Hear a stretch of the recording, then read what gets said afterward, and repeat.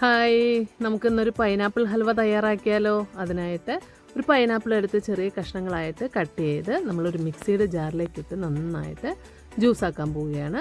അല്ലെങ്കിൽ ഞാനൊരു അരക്കപ്പ് വെള്ളം കൂടി ചേർത്തിട്ടാണ് അരയ്ക്കുന്നത്. നമുക്കിത് അരിച്ച് മറ്റൊരു ബൗളിലേക്ക് മാറ്റിയെടുക്കാം. ഈ ജ്യൂസിലേക്ക് നമ്മൾ അരക്കപ്പ് കോൺഫ്ലോർ കൂടി ചേർത്തിട്ട് നന്നായിട്ട് ഇളക്കി യോജിപ്പിച്ച് കൊടുക്കുന്നുണ്ട്.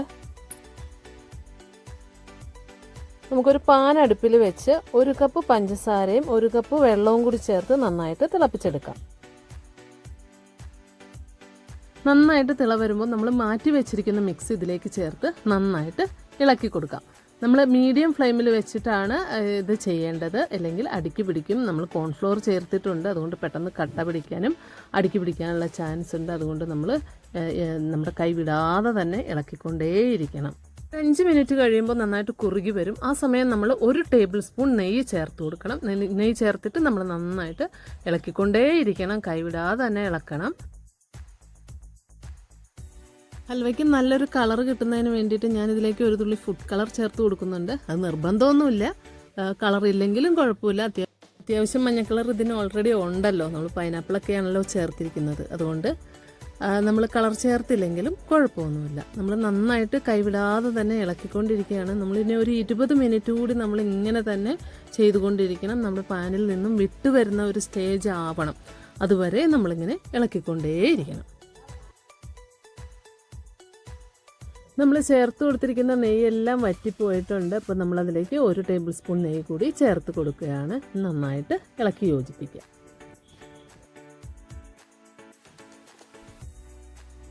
വീണ്ടും നമുക്ക് 1 ടേബിൾ സ്പൂൺ നെയ്യ് കൂടി ചേർത്ത് കൊടുക്കുകയാണ്. നന്നായിട്ട് ഇളക്കി കൊടുക്കാം.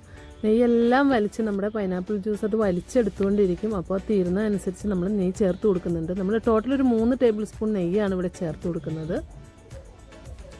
ഇപ്പോൾ ഏതാണ്ട് ഒരു 20 മിനിറ്റ് ആയിട്ടുണ്ട്. നന്നായിട്ട് പാത്രത്തിൽ നമ്മുടെ പാനിൽ നിന്നും വിട്ട് വരുന്ന ഒരു സ്റ്റേജാണ് വേണ്ടത്. നമുക്ക് കുറച്ച് നേരം കൂടി കഴിഞ്ഞതിന് ശേഷം നമുക്ക് സ്റ്റൗ ഓഫ് ചെയ്യാവുന്നതാണ്. ഈ സമയത്ത് നമുക്ക് കുറച്ച് ഏലക്കാപ്പൊടി ചേർത്ത് കൊടുക്കാം. ഏലക്കയും പഞ്ചസാരയും ചേർത്തിട്ടാണ് ഞാൻ പൊടിച്ചിരിക്കുന്നത്.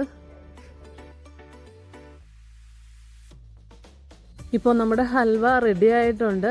നമുക്കിത് നേരത്തെ തന്നെ നെയ്യ് തടവി വെച്ചിരിക്കുന്ന ഒരു ടിന്നിലേക്ക് മാറ്റി കൊടുക്കാം.